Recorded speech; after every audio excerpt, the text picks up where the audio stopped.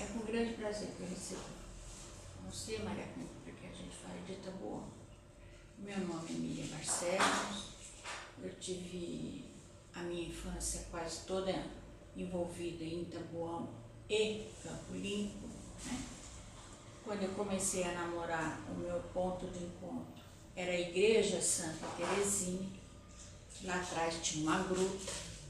Então, como meus pais, eu era muito jovem, meus pais não queriam, então a gente punha bilhetinho embaixo da imagem, que era bem lá atrás, não era como era hoje, a igreja era beirando a BR, e assim que a gente foi começando a nossa vida.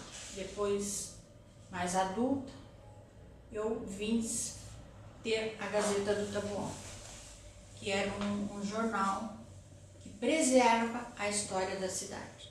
Então, e na época, nós tivemos o privilégio de conviver e conhecer bem de perto o Armando Andrade, do qual ele fazia parte.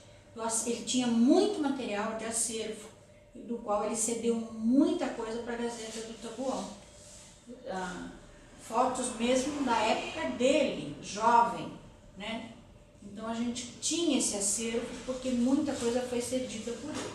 E depois as próprias pessoas foram fazendo doações de fotos e cada um contando a sua parte, né? Como o seu Aridal, que foi prefeito, ele contando como veio a água.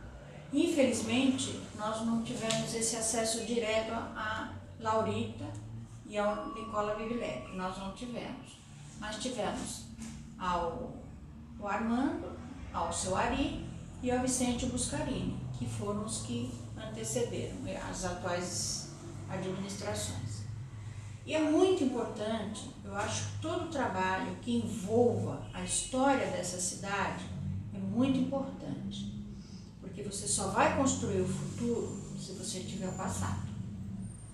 E o progresso está vindo muito rápido para Itabuão. E se não houver um registro, nós vamos perder toda essa história ao longo dos anos, né? Nós ainda temos, acho que um emancipador ainda vivo, mas dos restantes a gente não tem mais nada. Então acho que é muito importante esse trabalho que vocês estão fazendo de preservação da cidade. Quem seria esse que estaria vivo ainda? Eu acho que são os familiares da família dos Nelson de Moraes. A Raquel ainda, eles estão vivos, né? A Raquel ainda tem um acervo grande também. Agora, do resto, o seu Léo faleceu, a dona Luzia faleceu, a família não preserva muito material quanto as próprias pessoas. Eu vejo até pela gente mesmo, nossos filhos não preservam as coisas como a gente preserva, né? Então acho que ainda dá tempo de recuperar alguma coisa que está por aí ainda.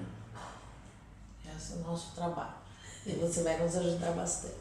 Mas conta um pouco mais pra gente, Miriam, como foi? Quer dizer, como foi a história do jornal? Quer dizer, você tem um jornal numa cidade pequena na época, e como era essa vida? Foi uma coisa muito difícil, porque, na verdade, eu fui a primeira mulher a assumir um jornal na região.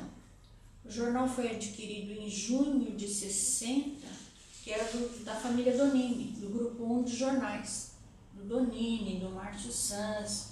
Tanto é que a Gazeta não tinha sede no Itabuão, porque eles eram todos regionalizados ali no Caxingue, na Vila Sônia.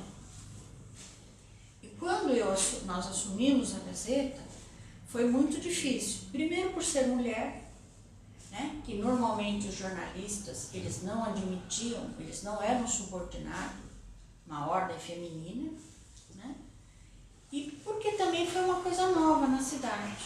Nós enveredamos todo o caminho da Gazeta para histórico. Então a gente procurava assim, tinha uma parte que nós dávamos as notícias e uma parte que preservava uma história da cidade. A gente procurava em cada edição ter uma coluna que relatava um conto antigo da cidade, né?